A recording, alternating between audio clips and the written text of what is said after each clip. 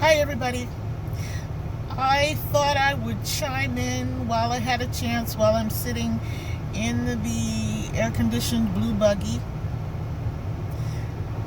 and talk a little bit about some of the things that I found very interesting this past week in the kingdom of Woketopia. You know Woketopia by now. Woketopia is the land that is governed by cultural Marxism, and right now people are waking up to the travesty and the danger of critical race theory, which is just another branch or root system, really, in the whole tree of cultural Marxism.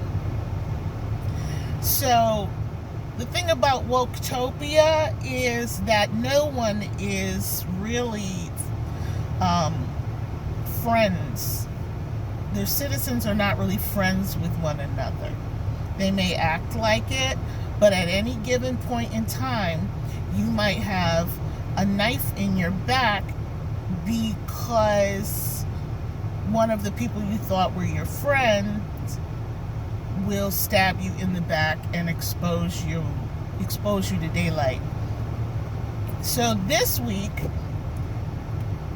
past week, one of our newest victims was Lin-Manuel Miranda, the crown prince of 21st century musical theater, the multiple award winner, the Tony Award winning creator of In the Heights and of Hamilton. I mean, this cat, you just thought he was untouchable.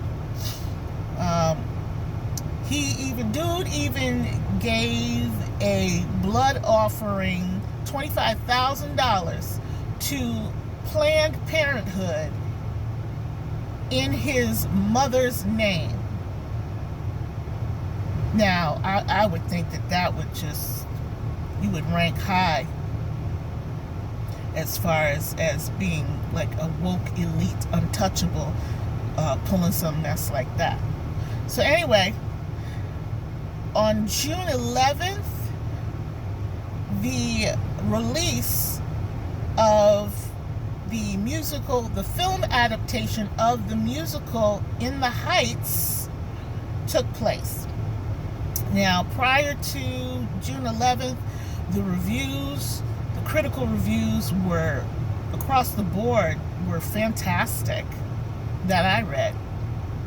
I mean, it was highly praised, and I would think with good reason. The amount of work and time and care and excellence that went into what I saw, just from the snippets that I've seen. I haven't seen the whole film yet. I still would actually love to see it.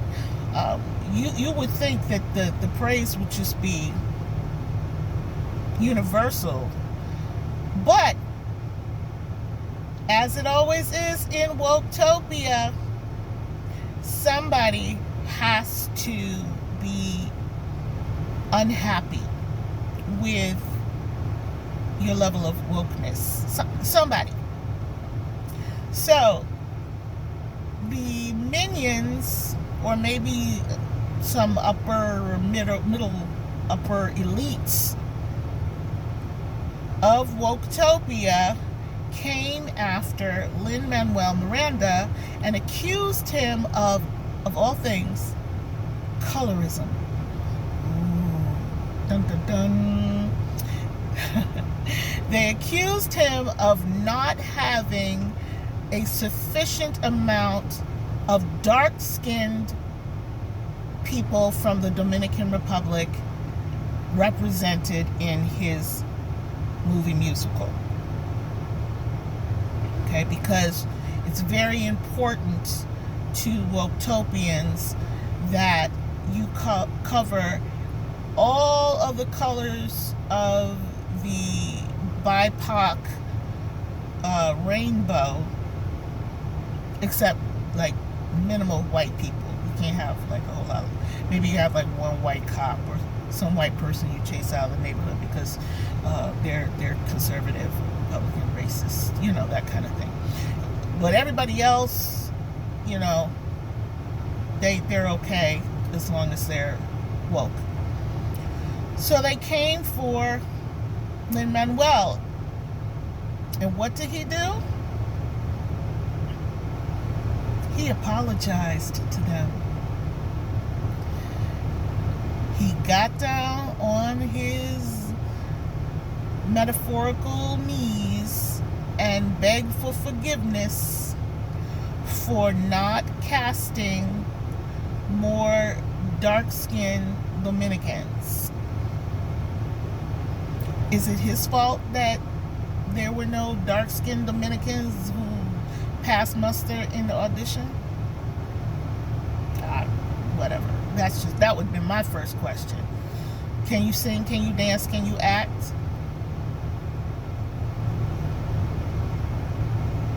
Because it's not going to matter if you're what skin color you are if you stink. But no, he apologized. He said, you know, I hear you, I'm listening, and we messed up, we dropped the ball on this one, I'm so sorry. He capitulated. Because in order to stay in the good graces of the gods of Woketopia, you have to do that. You have to be sorry for not being woke enough. And that's the thing about critical race theory. That's the thing about cultural Marxism. There will never be a utopia. Never. In anyone's estimation who embraces cultural Marxism. They may talk a good game about a utopia, but those who are really, who have created this doctrine, this ideology, they know doggone well that the name of the game here is keeping people perpetually dissatisfied until a certain point where they bow down to the ultimate ideology, which is communism. Has it ever worked before in our world? Have we ever seen that Marxism and communism have led to better and freer societies? No. But you can't tell these woke middle ground elites that. You can't tell them that. They're not going to hear it.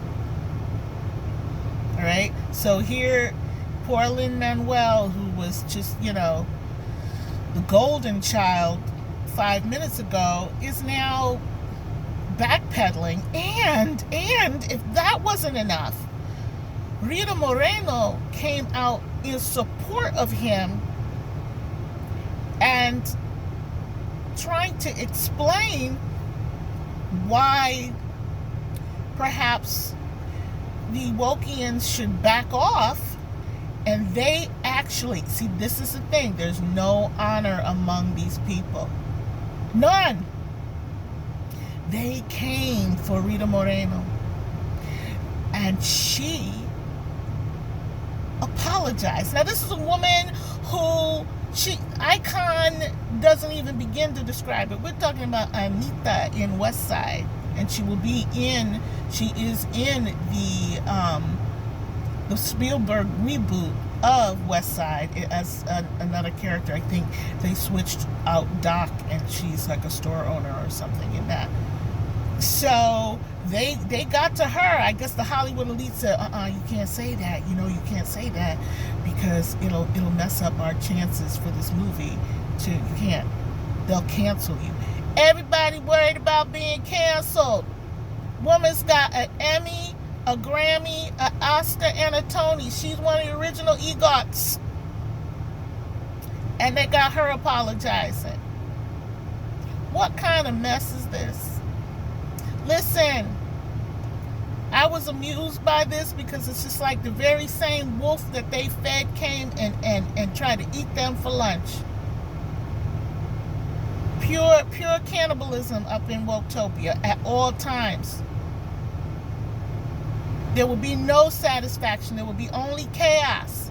There will be pain. There will be people turning on one another, hating one another, until some self-proclaimed superpower comes in and decides we all need to be reined in by Marxism, by really ultimately communism.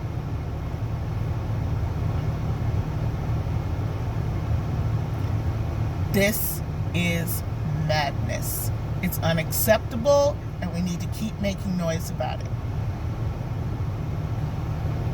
So don't let your friends just sit there and be indoctrinated by like IV drip with this garbage. You know, it's the same doctrines. It's the Black Lives Matter nonsense. Okay, it's definitely within the LGBTQIA plus society. I can't even call them the community. You should call it a community, but it's not in the sense of a community that you would consider to be really united. Don't let this month fool you, honey. It may be Pride Month, but there's some serious infighting going on in the LGBTQIA plus. They're mad at each other for not calling each other the right name. They're mad at each other because now that you've got so many different kinds of trans, queer, pansexual, this sexual, blah, blah, blah. So if this one doesn't want to have sex with that one, now this one's calling this one a bigot, and that, I'm telling you, destruction. Protect your kids, because they're out there trying to educate your kids to get involved in this madness. It's up in school systems and around the country. Between the critical race theory and queer theory and all of this, don't get me started. Okay? And it's like even with Lin-Manuel, he changed the two hair salon owners, two females, business owners that were from the original musical, the stage musical. He decided that he would make them a lesbian couple, a queer couple for the movie. Whatever, that's your, whatever. But was it necessary? Not really. But if you want to stay in the good graces of Woketopia, you have to have certain percentages of representation of their pet causes. And one of their major pet causes right now, besides the BIPOC community, is the queer community. So obviously you can't, tell a story without having one gay storyline, a queer storyline in it. If the motives were right, which that sounds funny, but you know what I'm saying. If you're doing it because you don't want to, piss off the powers that be, that's not a real reason. If it fits within your story, and the story you're trying to tell for real, then okay, whatever. But that's not why these people are doing this. They're doing it to check off the boxes. And I promise you that with cultural Marxism, you'll think that you're getting ready to check off the last box, and they will add 10 more boxes. And boxes underneath boxes for you to check off. Because look what they did to him. Look what they did to Lin-Manuel. That he's apologizing. It's ridiculous. Stop it. Just stop it. So, this is a long rant. I went longer than I thought. But wake up, people. Leave Woketopia. There's no hope there.